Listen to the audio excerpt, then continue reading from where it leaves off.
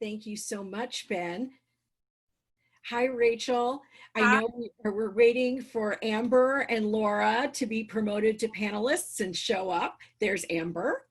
Hello, hello. So delighted to be here. You can unmute, please.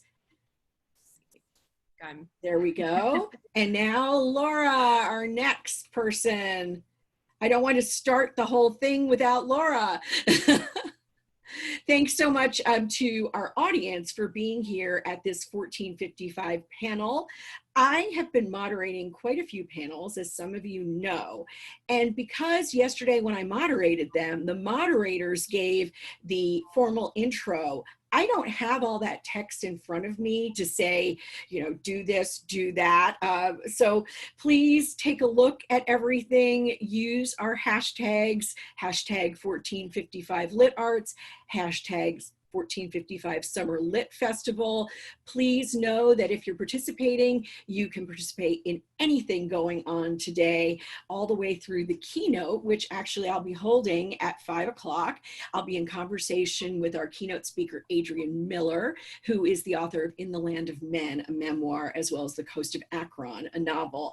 But I do want to make sure, I just saw one note. Don't know where Laura is, hoping that she is able to make it. I will send her a quick email and hope that she's able, not having technical difficulties. If Rachel or Amber, do you either one of you have her number? Yeah, I'm actually texting her right now. She is having technical difficulties. She didn't get the registration email, so she's trying to figure out how to get on. Oh, okay. I had emailed her with the link. So I hope she should have that. I also emailed you both with that. So hope she has that now. I think the link wasn't working, I guess. I was trying to get on with the link also, and that wasn't working. I think the only way to work was actually to get into with the little, the registration thing, so. These things happen at virtual events. This is our first time doing a virtual Lit Fest. So don't worry, Laura will be on. We will get her on here. In the meantime, what I'll do while she's working on that is introduce the panel, introduce the panelists, and have Rachel and Amber talk about their books. And then when Laura shows up, she can talk about hers and we'll go into the conversation. So no worries that we won't get plenty of time to talk. And so this is about storytelling rage. And we're going to hear a novelist, a short story writer, and an essayist all talk about the white hot anger at the heart of their works. And here I am smiling while I say white hot anger, such a female thing to do. Stop. It's a rage that is at once uniquely female / femme and universally recognizable. Laura Bogart's debut novel, Don't You Know I Love You, examines how parental rage can stunt a child until she accesses her own passions. In And I Do Not Forgive You, Stories and Other Revenges, love that title, Amber. Amber Sparks uses speculative tropes, including mythology and ghosts, to excavate women's fates from the tissue of time. Rachel Vorona Cote examines how women's history continues to affect us. Thank you, great, holding up the book. Too much, how Victorian constraints still bind women today. These three writers are going to discuss women's anger, the places where it pushes painfully against our contemporary culture, and much more. So first I will introduce Rachel immediately to my left. And Rachel is a writer and occasional editor who lives in Tacoma Park, Maryland. She writes for publications including The New Republic, Long Reads, Catapult, Rolling Stone, BuzzFeed, LitHub, many.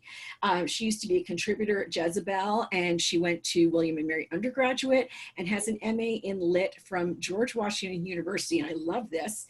In perpetuity, she will be ABD, all but dissertation, at the University of Maryland College Park, where she studied Victorian literature.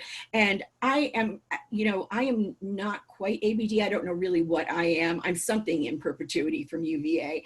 And so I really appreciate that. We've gone in a different direction, Rachel. Her first book is Too Much, again, How Victorian Constraints Still Bind Women Today. It's from Grand Central Publishing. And I think it's so cool that a commercial press like Grand Central is publishing something that is so It's not academic, but it's so literary. It's fantastic. So that book laces cultural criticism, Victorian literature, and storytelling together with how to explore how culture corsets women's bodies, souls, and sexualities, and how we might finally undo the strings of that. Now, all the way over to the left is Amber, who lives in Washington, D.C., but she's really from the Midwest and the cold part. She loves books, art, politics, grammar, theater, music, video, history, technology, all kinds of movies, especially monster movies, and noir, and spaghetti westerns, and the Marx Brothers. Her political hero is the late Senator Paul Wellstone. Her favorite superhero is Batman. Her favorite filmmaker, Agnes Varda. Her favorite color is pink, and she is a raging feminist. Go. So I'm still hoping that Laura is going to figure out the link. I'm not sure what to do about this, but Laura Bogart, who will be joining us shortly, is the fierce author of Don't I Know You from Zank Books. She's also a nonfiction writer who focuses on personal essays, pop culture, film and TV, feminism, body image and sizeism, and politics, among other topics. She's a featured contributor at The Week and Dame magazine. Her work has appeared in The Atlantic, The Guardian, Spin, the AV Club, Vulture, and many others. And she is going to be joining us to talk about Don't You Know I Love You any second now. But in the meantime, while we continue to hope for technical productivity and progress from the goddesses.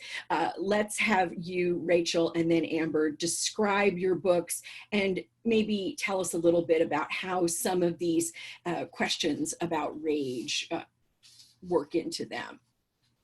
Hello. Sorry, I'm in my bedroom and I'm This is the virtual world. Go ahead, answer whatever question. Everybody. Amber, you talk first. Yes, go ahead and Venmo with. I'll be in the same boat. I've got a 5-year-old that I'm just like waiting to see if she'll bust in here anytime. I'm so sorry. Don't worry about it. Are you kidding? My husband, who is out doing the grocery shopping, is going to come in and start banging things around any second now. We're fine. We're fine. Oh my gosh. Yeah. So because we're all at home, everything is happening all at once. And actually Paul interrupting, it looks like has given us time for Laura to show up. Hello. I had to re-register. That's how I got in, like, speaking of raids and technology. So I'm here.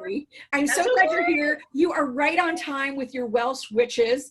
And we are just getting ready to have everyone talk about her book. So you're perfect. You are absolutely perfect. So Rachel, you go ahead.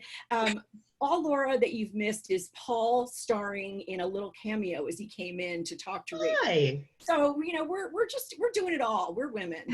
Yeah, got a dog laying on me. It's all good. Exactly. So Rachel, take it away. Sure. So my book, Too Much. It's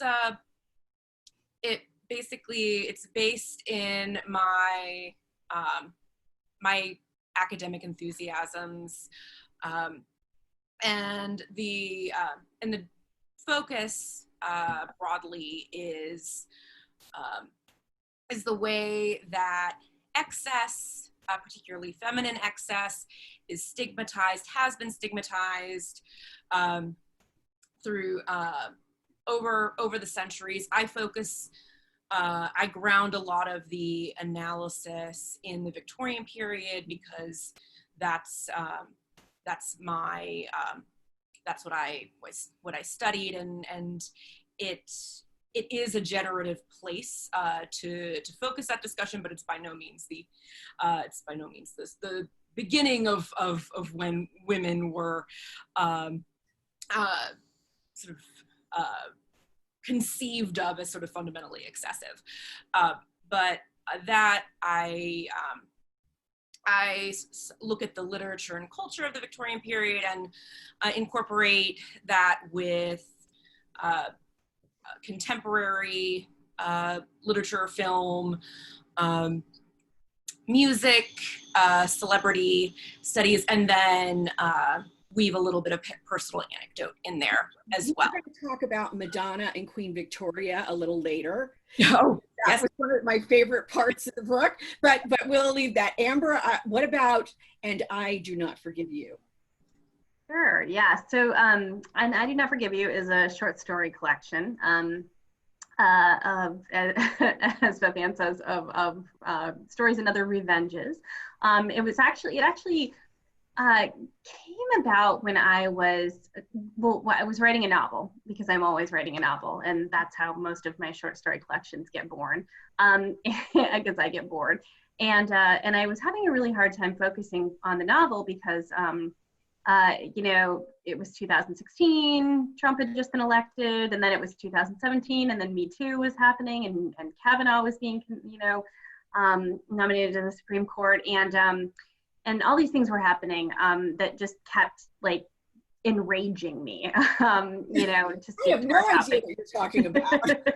and that combined with the fact that I had a daughter who is now 5, but was like 2 and 3 and 4 and was very young, and I was just thinking about girls and women and in the world and on our place in the world and being more and more outraged, and so I started writing these stories just as release.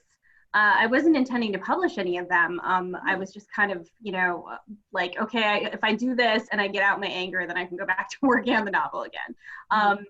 Better than therapy. And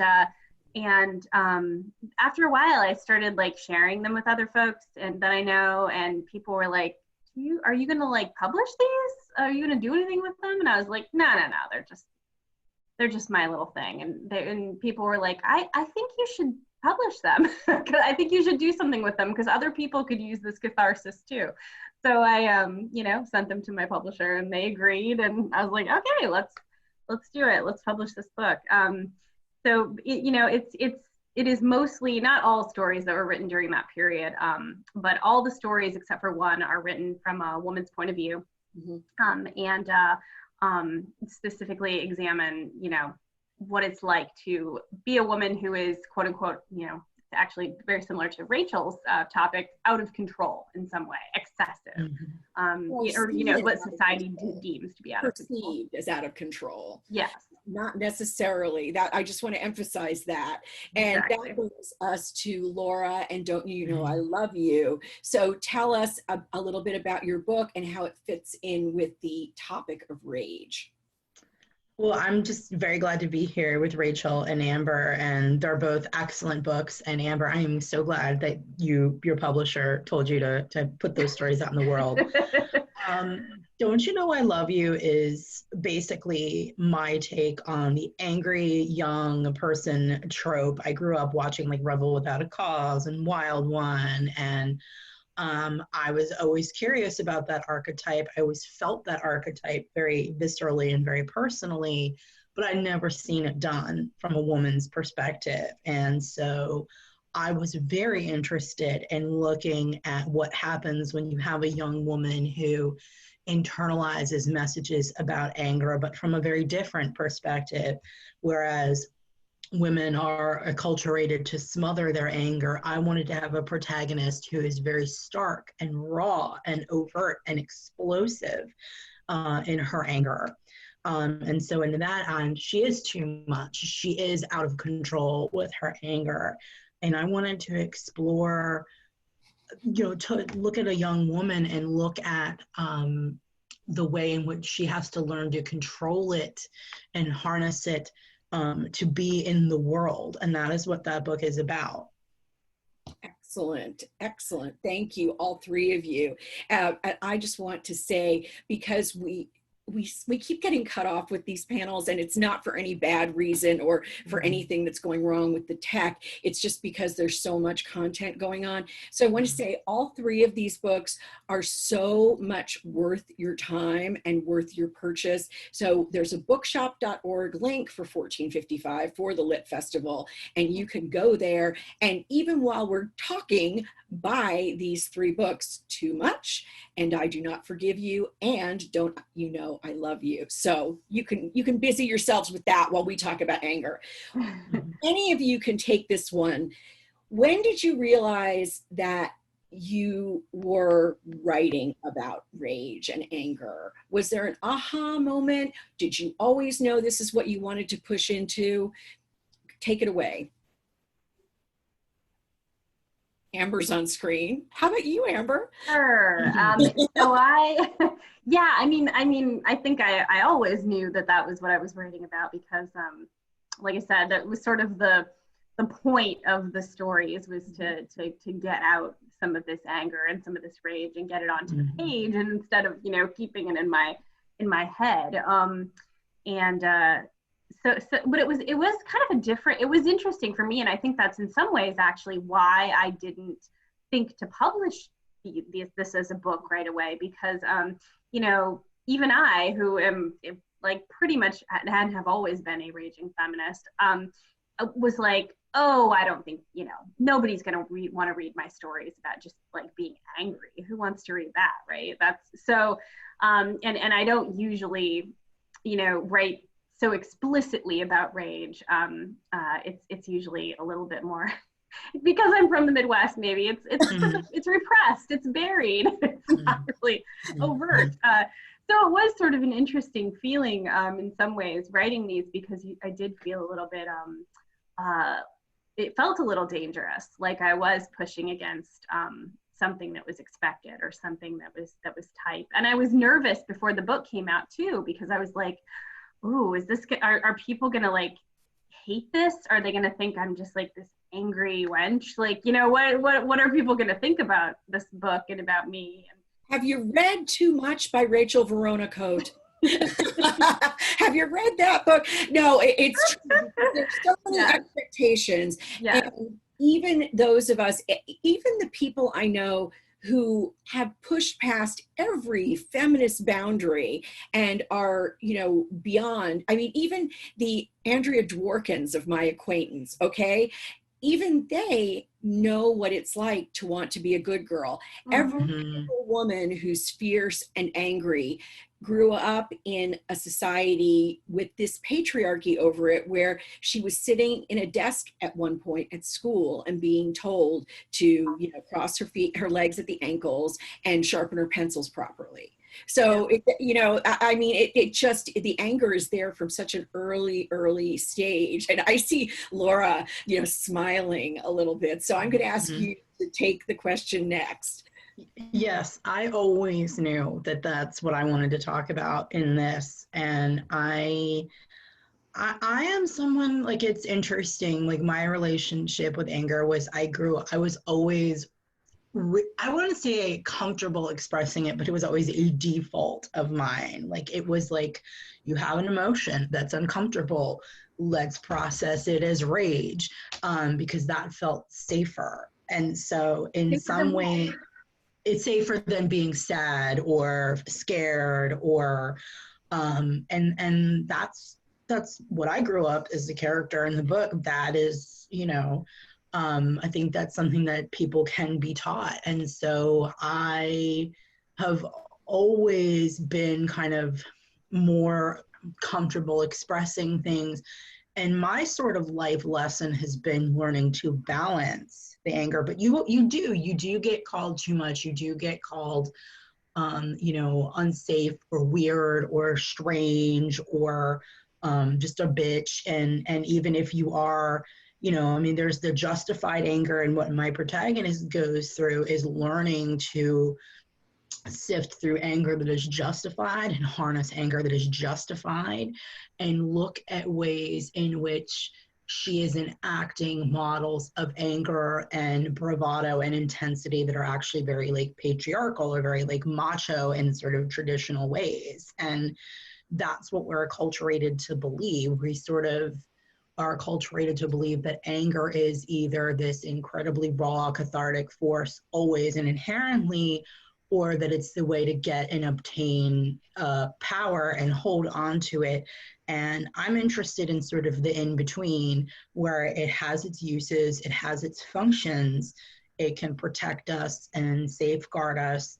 But there are also times when we have to learn to move beyond it and embrace other feelings that are typically considered quote unquote more feminine or softer or less propulsive, I should say, like sadness or grief or fear or even like joy. So that's what I was, this book is like an excavation of anger. Thank you. I have something else to tie to that, but first I want to let Rachel address the question. And, you know, especially with working with the Victorians, you might not have gone into studying literature with the idea of, let me find out about all the angry women. That might not have been your way in. Maybe it was. Well, you know, it's interesting because I was thinking about this, and I think for me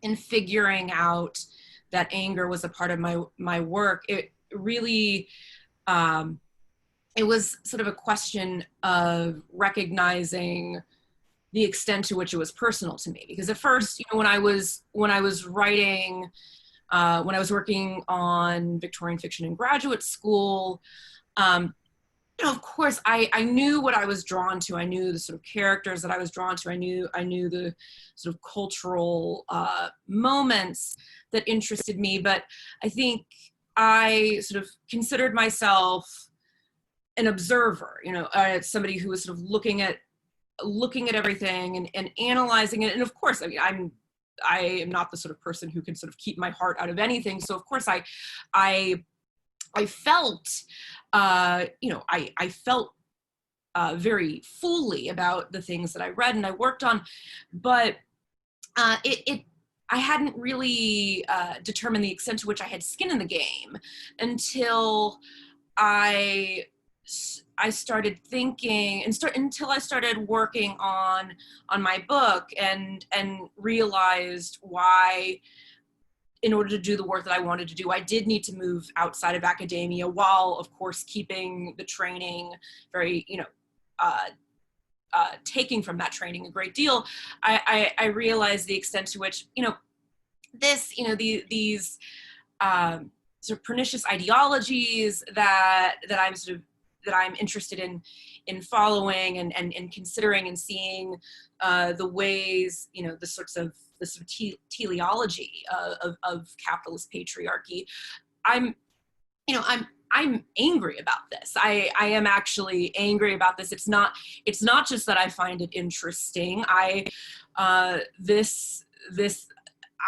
been coming to this ever since, you know, for the same reason that I loved Anne Shirley as a little girl, you know, and because I was bombastic and felt like I needed to be smaller and couldn't do it. And so I think, yeah, that sort of recognition of the extent to which this was personal to me was when I realized that there was a very strong element of anger to it.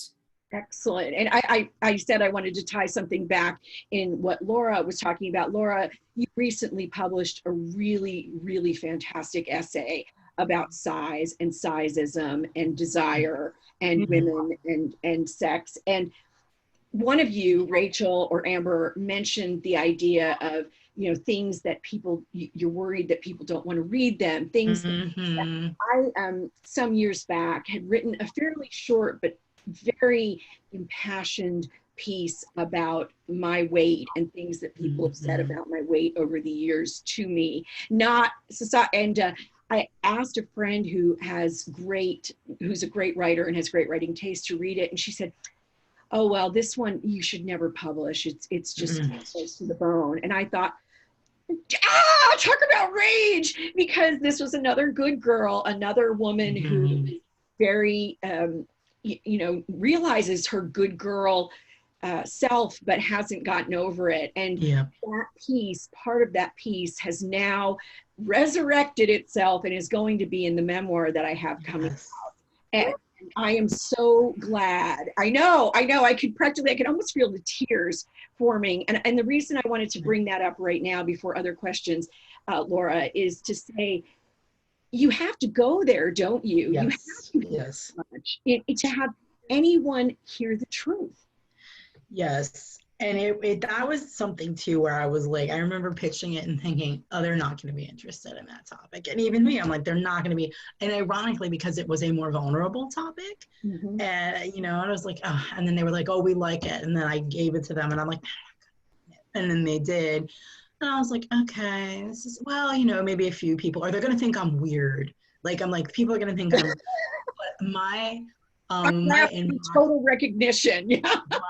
My inbox was very, and the thing that was interesting, and we tie it back to emotions and things that people feel like they have to hide, like my inbox, and I certainly don't want to derail the conversation, but it was filled with a lot of people, especially a lot of women who were admitting like things in their own lives or like emotions they felt. And some of it was anger. Some of it was anger at a culture that would not let them be embodied in the way that they felt most comfortable, or would not let them seek out their desires in healthy ways, or that had very conventional notions of families that felt very restrictive to them. So there was a lot of anger, there was a lot of sadness, there was a lot of grief in some of the messages I was getting for that, and all those emotions were sort of mixed together.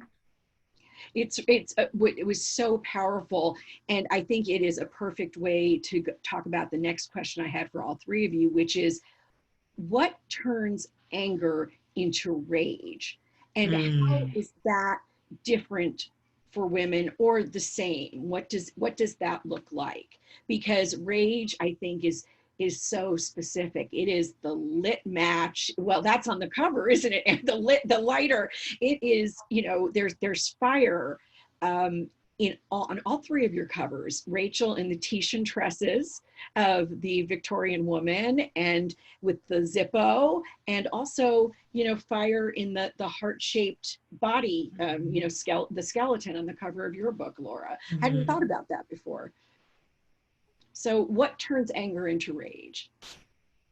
I think that was interesting for me because, I think a lot of times when people think about rage, they think about incoherence, right? That like, you're angry, you can still get your piece said, but once you become, enraged, there's like this sense that, you become incoherent, no one can understand you, you can't make yourself understood.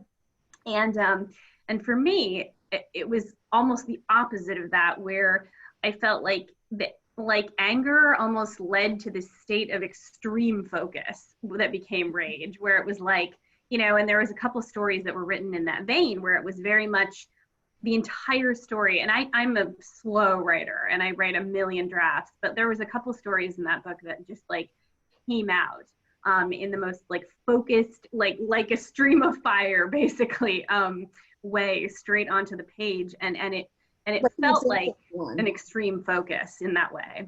Sorry to interrupt you. What was one that came out like that?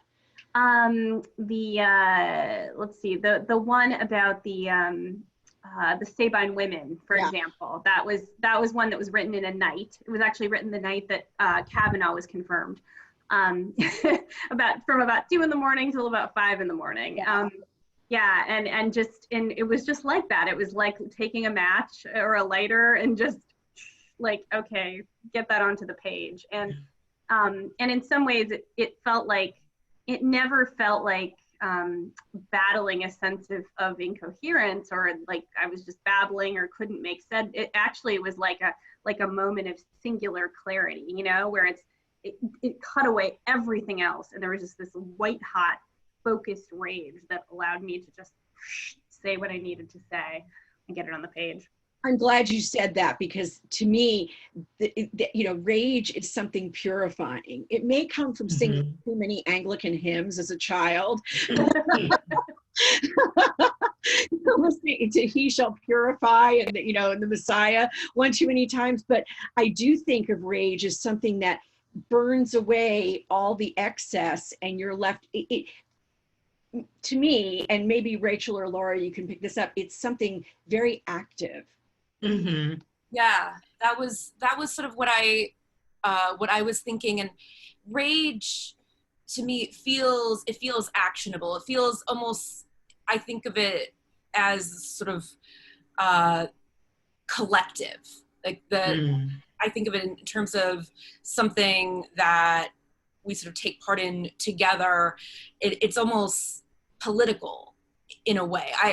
It's not that it's not that anger couldn't be conceived in that way, but when I think of rage, similarly to Amber, I love what you said about the focus. It feels to me as if rage is something, whether it's something that sort of clarifies what you're looking at, or clarifies a sort of collective vision of something that needs to be needs to be addressed.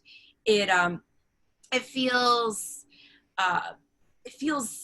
more vitalizing to me, as opposed to an anger that often can feel like anger feels like something that sort of is simmering and maybe suppressed, that doesn't really get to breathe in the same way. Yeah. Anger is depression turned inward. I mean, depression is anger turned inward.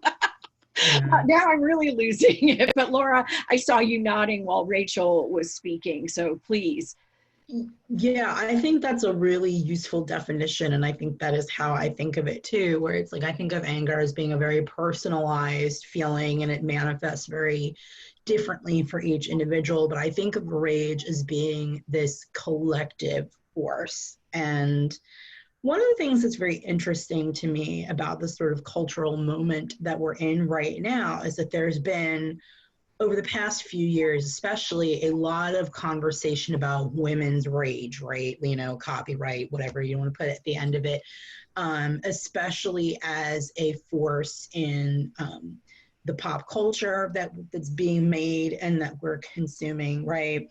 And in terms of the political landscape. And people made a big hay in 2018 about the number of women being elected to office, and it was propelled by this sense of women's rage, which was, to tie it back to what Amber was thinking about and feeling, a lot of it, I think, was linked to Kavanaugh expressly and all of the cruelty of that. But it's interesting to me, here we are in 2020, and look who we have as kind of the standard bearers of both of these parties now. Older white gentlemen. So it's sort of like there's this idea, or in one case, certainly not a gentleman. I'm not even going to go there, speaking of anger. But but so it is this force culturally, and it has done amazing things. I mean, I think as a cultural force, it has self-actualized a lot of people. And I remember it was right around the midterms of 2018, and they had this woman coming out of a voting booth, and it was like someplace in like Oklahoma. It was like a fairly red territory, and she was this white blonde lady, ponytail up in the back of the head, and they said, well, how did you vote, if you don't mind us asking? And she said, for the first time in my life, I voted a straight D ticket. And they asked her why, and she said this very tight way, she said, Kavanaugh. And it was like almost like this very big cultural moment of just harnessed, sustained rage, gave this woman permission to say, I'm going to buck what I've been taught to do my whole life. And so certainly it's useful in that way. If you think about the people that have been kind of toppled by Me Too, but then it's sort of like they kind of lift their heads back up again. So I think these sort of big collective moments of rage that we're in kind of tell us about where we've come, but I think they also tell us about where we have yet to go as a society. A very, very good point, because one of the things we have to talk about, and I do want to get to some things about each of your books before we finish today, but we have to talk about the fact that when I put this panel together months and months ago, it was because of these 3 books and not because of 3 author photos. And here we are, we're 4 white women, and white women of, you know, privilege, greater or lesser, but let's face it, we're all educated, we're all living in homes, you know, we have health insurance, or I hope. But anyway, you know, it is important for us to realize too that the rage that is changing our society right now comes not just from gender, but it comes from other places, and those places are so important. And so, you know, I'm going to say this now and then go into some more questions, but maybe each of us could think about, you know, 2 or 3 writers of color, diverse writers who also write about anger, or who, you know, really have encapsulated some of what's going on right now in rage in our society about race. So again, women have been feeling and experiencing rage for millions of years, right? I mean, not just the Victorians, not just the 20th century woman. It wasn't until recently that it even, you know, my question, the way I wrote it was, it wasn't until recently that it became acceptable to express it. But you know what? I don't even know if it is acceptable to express it. What did happen is that we're able to express it and to get it out there, you know, whether it's in a book or an article or a radio broadcast or whatever. And as you said, Laura, there's a real sea change in women who have followed along, you know, with the patriarchy's rules, realizing that something like Kavanaugh and, you know, his appointment is just, it's like the final straw, you know, for them. And everyone has a different final straw. I'm not saying that that is the one some of us broke a long time ago. But yeah, so when did we start really being able to write about anger as opposed to writing about just practical things that needed to change? Was it with Betty Friedan? Was it earlier? What, you know, and Rachel, you might have some great thoughts on this with your background. You know, it's interesting because, you know, I think about a book like Virginia Woolf's A Room of One's Own, and that's a very angry book, but it's also it's mannered. And, you know, maybe, you know, I can't quite discern where, maybe where we've felt as if we can become more explicit. And I'm also not even sure, you know, exactly what that means per se, you know, if there are different ways that we're making it visible. Because, you know, I think about passages in Jane Eyre or in Northanger Abbey where Austen or Bronte are really, like, they're really freaking angry about gender, angry about the way, or in Austen's case, angry about the way that women's novels are regarded. And, you know, of course, they're very privileged white women, and so their views are blinkered. Right. But, you know, I think it's, but yeah, I think there is a little bit more of sort of catching the darting light, you know, if you're not looking or reading quite as carefully, maybe you won't quite discern the extent of it. But I think it also, you know, in thinking about where we are now, it speaks to what you were saying, Beth Ann, that there's, you know, there's a sort of continuum. I think that white women have a much easier time writing about anger because women of color are regarded as, you know, sort of fundamentally excessive in a way that white women are not. And so anger coming from a body that isn't white threatens the status quo in a different way. So, you know, maybe Karen can get upset at Whole Foods and we let it go, but there's a different sort of threshold of acceptability. And, you know, and that's, it's something that I thought about a lot in writing this book, because I think, like Amber, I felt really nervous because I want to be the cool girl that I'm not and never will be. I want to seem, I knew that I was putting my cards on the table and just saying, well, you know, I don't like your system. I don't like the way you've put this together. It doesn't really work for me. It doesn't give me a place to be. And I'm really tired of playing in your sandbox. Sorry, Beth Ann's getting really worked up now. This is getting,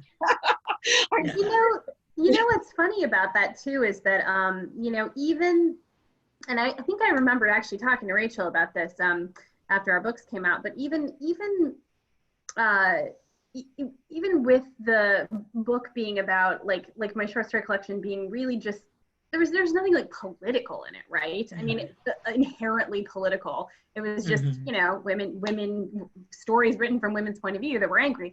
And yet I couldn't believe how many Goodreads reviews. And yes, I read them at the beginning and then I stopped reading them. I know you have to.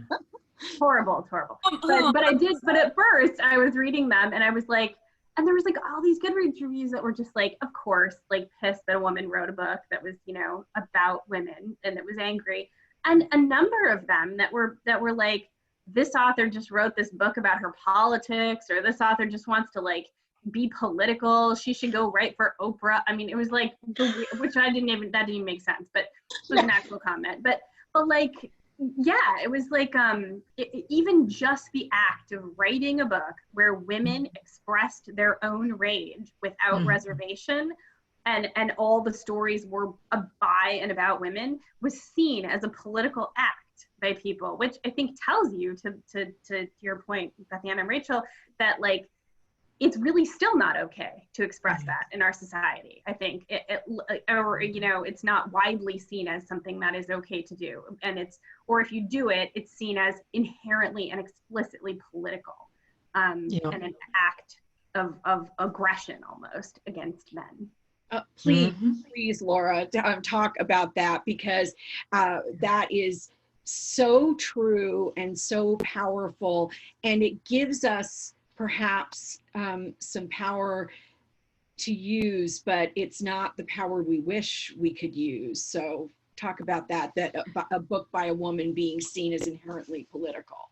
Oh yeah, I mean, I think that any time that you challenge the paradigm of, you know, of the culture that's going on, anytime you give a woman agency to be angry or flawed or, you know, like human, in a story, then it is considered inherently political, because, you know, the idea of a rich, nuanced, cis male white character is so ingrained in us that you know, I think if a man had written the same book that I had written, but with a male protagonist, it wouldn't be called political at all, because of it. And, you know, I mean, I remember like my book, and when we talk about acceptability, I ended up with the best press. I love Dizank. They were the perfect home for this book, and they've been nothing but wonderful. So my story has a happy ending, but I'm very transparent about this because I also think it's something that we don't talk about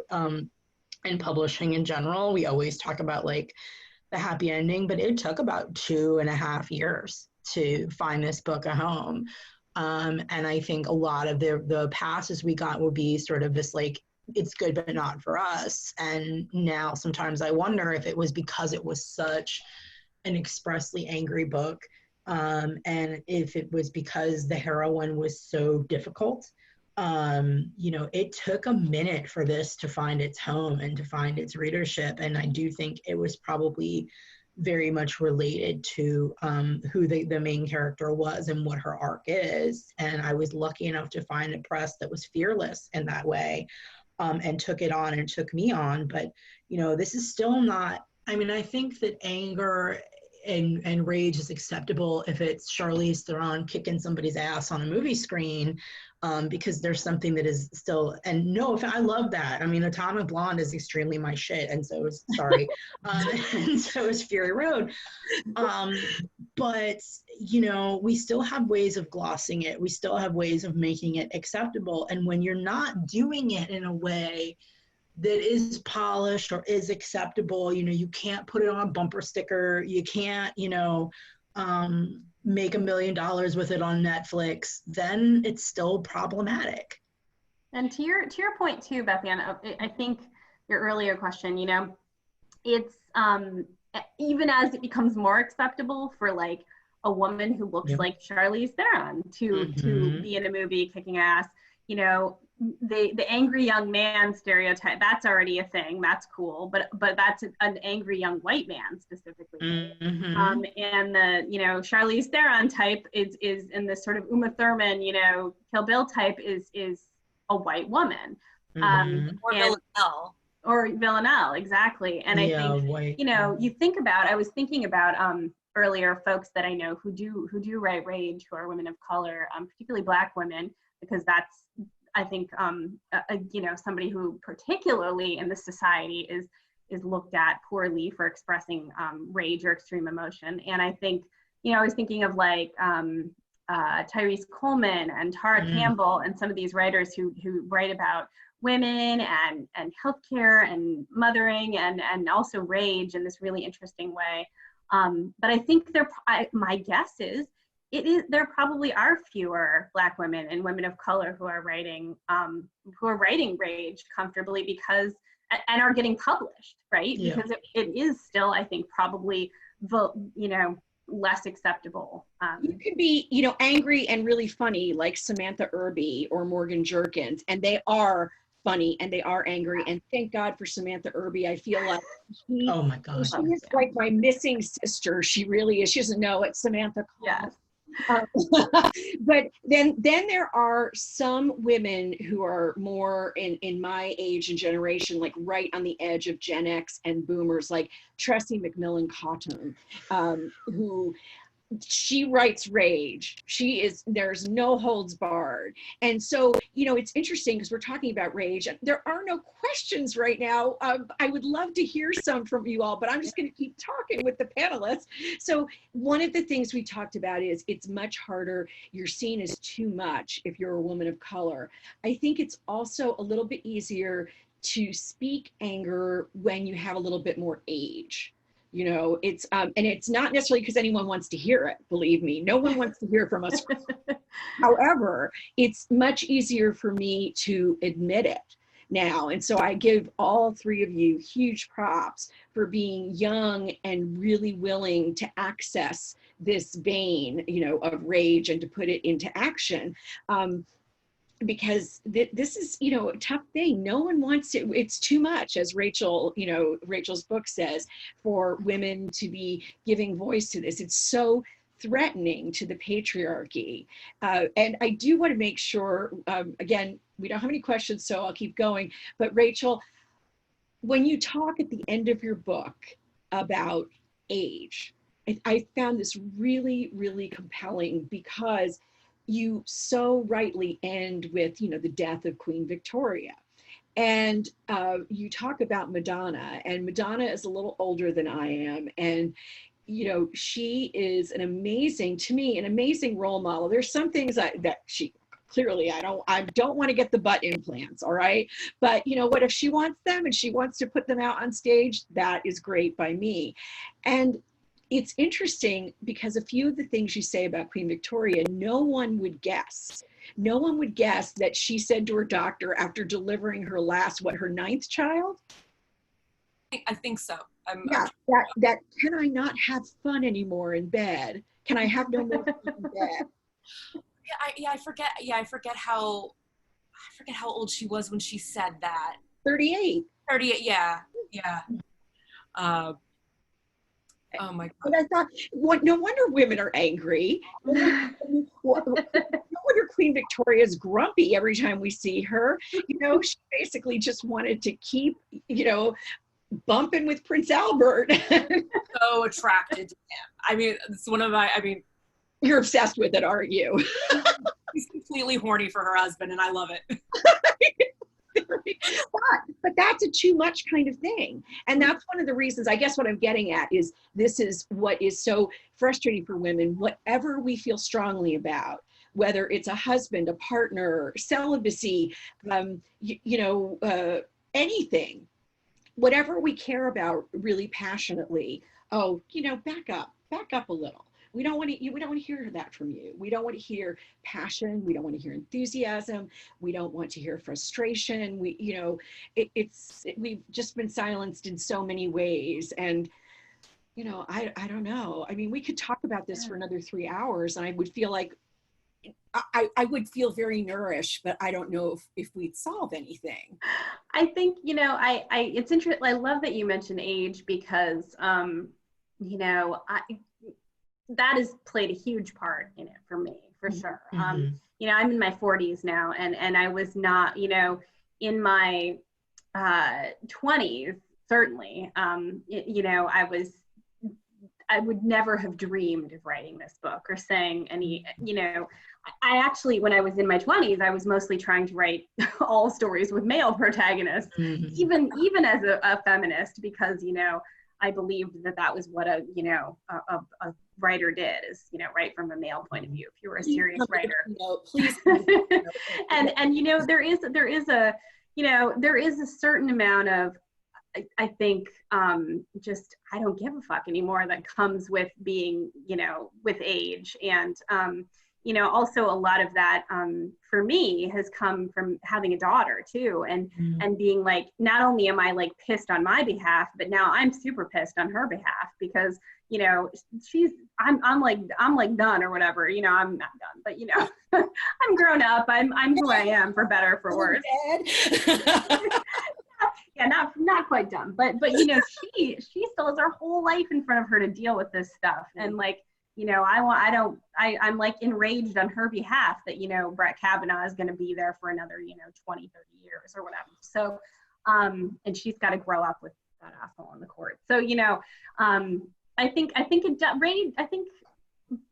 idea that, you know, women get sort of, you know, more gentle as they get older has not proven to be true for me or for any of the women in my family that I know.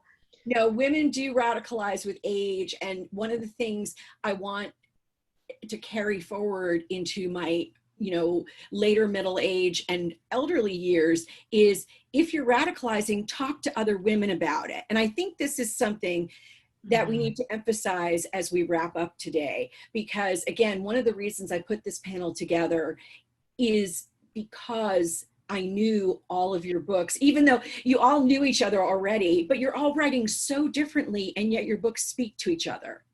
Your books are having conversations at the same time that we're having a conversation. So this is something I think, especially in my mother's generation, and maybe a little bit before that, women never spoke about their real feelings to their friends. They spoke about everything but those real feelings to their friends. And something I think that is different now is, I have grown up, you know, from maybe not as much in high school, but definitely in college. And of course I went to Smith, so that's a whole other kettle of fish. But, you know, we continue to talk, not just about, you know, what's for dinner or, you know, a professional achievement or something like that, but what are we feeling about this stage in our lives? And so maybe you could each take a moment and talk about that, about the idea of women continuing to communicate and connect with each other, especially because some of our anger is when we're taken from each other.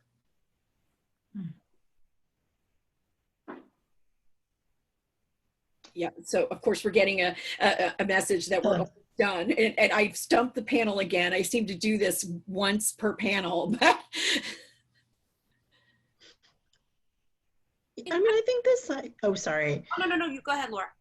I mean, I think this idea of age is very interesting, and women feeling more emboldened as they get older potentially is very interesting. I mean, my mother is in her 70s, and in the moment that we're in now, I've heard her express anger more overtly than I think I ever have in the past. And so I have permission to curse, right? Can I curse? Okay. Sorry. Like my mother like walked past the TV one time when Trump was on and she goes, "That motherfucker." And I would have, like, 73-year-old lady from the suburbs would have never heard that from her even 5 years ago. So I think that it's, it's this idea of things kind of evolving with age, and where we are sort of culturally is something to watch for. And when women gather, I'm still, although I don't march anymore because I have an ankle fracture from years ago, Yeah. and standing in place as I had to do at the Million Women March. Oh yeah, yeah. Really hard on it, but I'm glad that I went with my entire family and other families, because never was there a more peaceful protest. It was amazing. It was like we were all there. We were all, and we weren't behaving just to behave. We were behaving to hold each other up. And that is, and Yeah. I know we need to end in a moment. And I just want to say that's how I feel in reading the work of you three. I feel held up. I feel like I'm really reading something, again, I used the word nourishing a few minutes ago, that actually speaks to, not just how I feel, but what I can do as a woman in this world. So that's really powerful. So I want to take another moment to say, Rachel Vorona Cote, Amber Sparks, and Laura Bogart, thank you all three for being here. And I also want to say, everyone, go out and buy Rachel's Too Much, Amber's And I Do Not Forgive You, and Laura's Don't You Know I Love You. You can find them on our bookshop.org link. And before we go, we also want to say thank you to 1455 Lit Arts for holding this festival. So fantastic to go virtual this year. If you don't know anything about 1455, go to 1455litarts.org. You can find out more about us and more about our next year's Lit Fest, which maybe it'll be virtual, maybe not, we don't know, but you're going to find a lot of the content from this festival, also probably all of it, on that website. So if you came in late, if you missed this panel, if there was another one you want to see, please go to that site. And thank you all again so much. Thank you. Thank you. Bye. Thank you. Bye, guys. Oh. Bye.